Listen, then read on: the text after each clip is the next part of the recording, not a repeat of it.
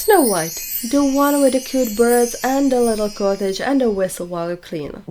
Yeah, we need to talk, because the version most of us grew up with is basically Snow White in a full face of makeup, good lighting and a PR team.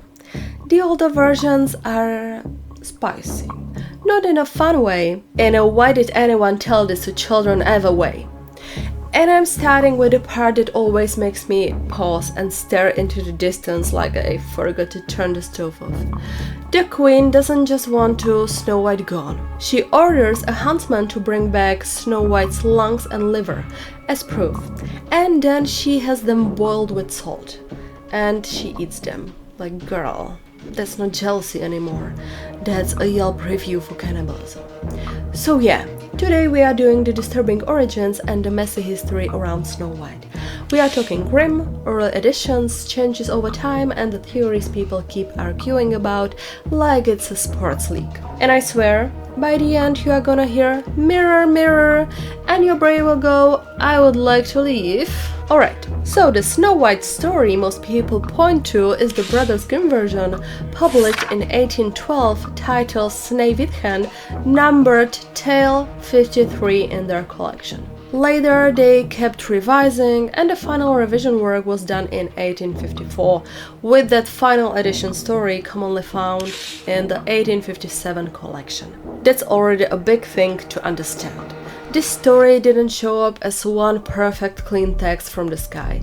It got collected, told, retold, edited, re-edited, and basically passed around like a messy group chat. And even in the standard Grimm fairy tale, it starts super pretty. Midwinter, snow falling, a queen sewing by a window with a black ebony wood. She pricks her finger. 3 drops of blood on snow, and she wishes for a child with skin white as snow, lips red as blood, hair black as ebony. It's poetic. It's giving aesthetic. It's giving Pinterest quote. Then she has the child, and she dies. So far, tragic, but normal fairy tale tragic. A year later, the king remarries. New queen, beautiful, proud, arrogant, obsessed with being the prettiest. And she has the mirror. Every morning it tells her she's the fairest, so she's calm. Until Snow White turns 7. 7. Which always hits me, because in modern brain 7 is like, you still get stickers for good behavior. You still say, look what I draw. And everyone pretends it's a masterpiece. Anyway, Snow White grows. The mirror flips. Now, it tells the queen Snow White is 1,000 times fairer. And the queen's whole vibe becomes that ugly kind of jealousy where you don't even enjoy your own life anymore, you just hate someone else's existence. So she calls a huntsman, and she says, take Snow White into the woods, kill her, bring me her lungs and liver.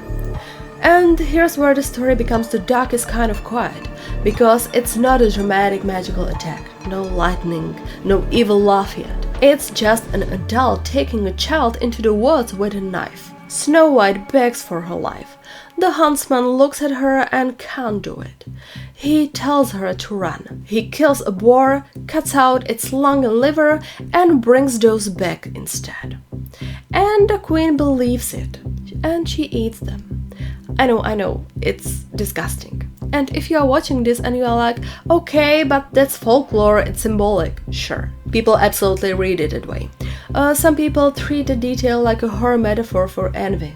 Like envy doesn't just want to win, it wants to consume. Other people hear it and go, nope, that's a warning story. Keep your eyes open. Both reactions make sense. That's kind of why these tales survive. You can read them as emotional horror or as social horror. And Snow White runs into the forest, terrified, alone, bleeding basically emotionally, and she finds the tiny house. 7 plates, 7 mugs, 7 little beds. She eats a little from each plate, drinks a little from each mug, tries the beds, and falls asleep in the 7th. The dwarfs come home. They notice everything. They find her sleeping. And they are so stunned by how beautiful she is, they don't wake her. That detail is always so eerie to me. Like imagine walking into your house and there's a child you've never met just asleep in your bed and your reaction is, "Wow, she's pretty, let her rest." Fairy tale logic is wild. In the morning, she tells them her stepmother tried to kill her. They let her stay if she keeps the house. And they warn her, over and over, do not let anyone in. And this is where the story turns into a horror loop, because the queen goes back to the mirror, expecting the usual ego smack. And the mirror is like, yeah, no. Snow White is still alive. She's with the 7 dwarfs.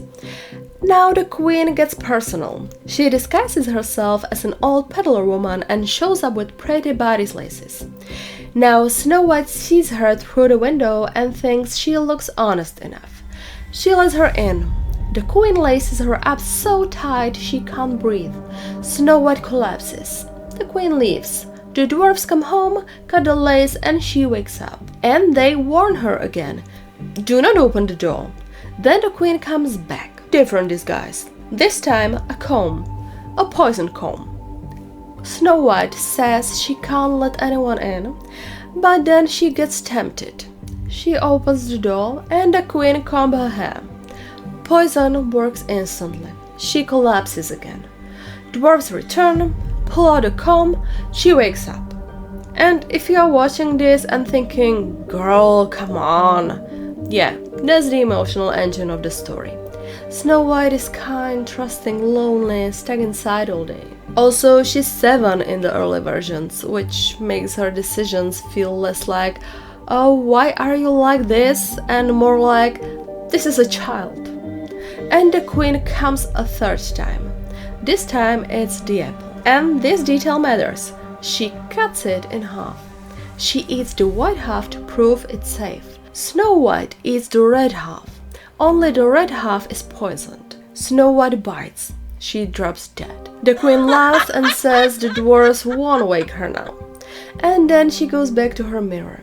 And the mirror finally tells her she's the fairest again. And her heart is at rest. That's such a gross line, honestly. Not even dramatic, just satisfied. The dwarves come home. They try everything. Undo the laces, comb her hair, wash her with water and wine. Nothing. They mourn for 3 days. And then they decide they can't bury her because she looks too fresh, too alive. So they make a glass coffin. And they put her inside with golden letters saying she's a princess. They keep her there, visible, watched. And then a prince comes through the woods. He sees her. And he wants the coffin. He begs. He says he can't live without seeing her. That part always makes people uncomfortable, for a good reason. Even in the Grimm version, it's intense. He takes her, and while the servants carry the coffin away, one stumbles. The piece of poisoned apple dislodged from Snow White's throat. She wakes up, they get married. And then the queen shows up at the wedding, asks the mirror again, finds out Snow White is alive and queen now. And the punishment?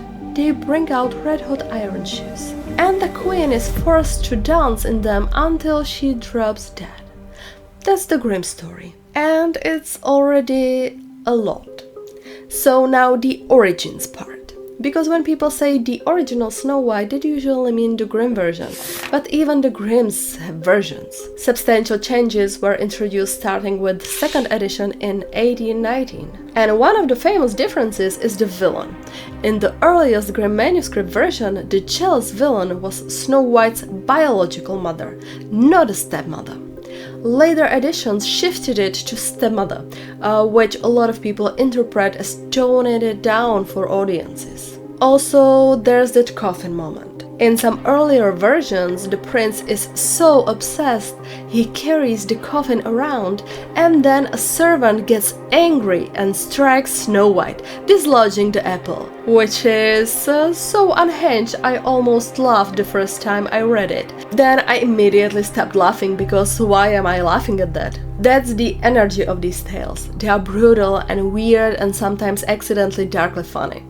Now, zoom out a little. Snow White as a fairy tale gets classified under Arnie Thompson Author Type 709. Basically, it's a category of stories with similar structure and motives. And if you've ever wondered why Snow White shows up everywhere in different countries with different props, different protectors, sometimes robbers instead of dwarfs, sometimes a ring instead of an apple, that's part of it. These tales travel, they mutate. They absorb other stories like a sponge. Some folklorists point out how Snow White looks like a mashup of motifs that exist in other folktales, like the children in the woods type of fear, a cursed sleep vibe like Sleeping Beauty, jealous sibling energy like Cinderella-style tales, the house in the woods motif. There's a theory label on that. Amalgamation. Not confirmed. A way to explain the shape of the story. And honestly, the theory has a certain, that tracks feeling, because folklore is like that. People keep what works. They swap details. They recycle what scares people. They keep the parts that get reactions at the fire, or in the kitchen, or at the tavern, or wherever these stories lived. And there's another angle people like. Mythical parallels. Let's talk about how Graham Anderson is comparing Snow White to the Roman legend of Chione from Ovid's Metamorphoses. Chione literally means snow in Greek, and the story has the most beautiful in the land vibe. It gets very dark in its own way, and I need to be super clear. This is presented as a scholarly comparison, a parallel, not a proven Snow White came from this exact myth.